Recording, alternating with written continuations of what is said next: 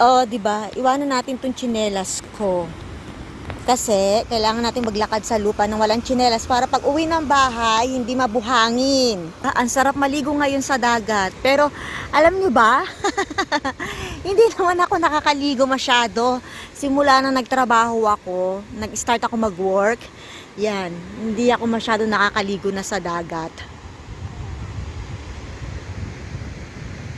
Ayan, nakikita niyo sa likuran ko?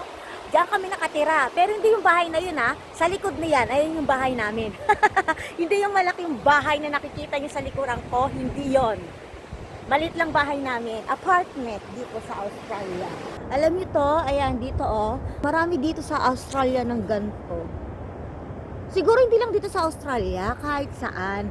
Ito yung sa likod ata to ng mga ano.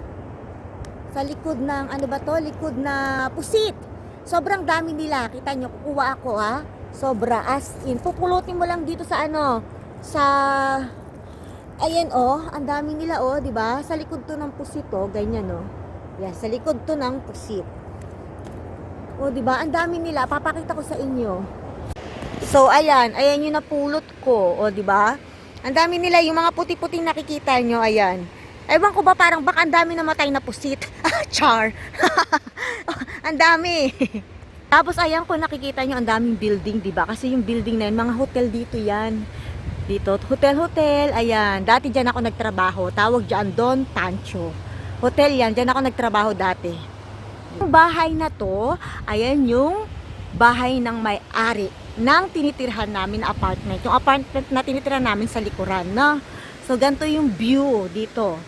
So, Australia, dito ako nakatira sa Bundaberg. Bundaberg, sa part ng, ano to, Bargara. So, itong Bargara na to, kilala ito bilang tourist spot. So, ayun nga, ang ganda na napili ng lugar, na pinili ng asawa kong lugar na aming titirhan. Bundaberg, dito sa Bargara. Nakikita nyo, mayroon dalawang puti naglalakad sa likuran ko. Char!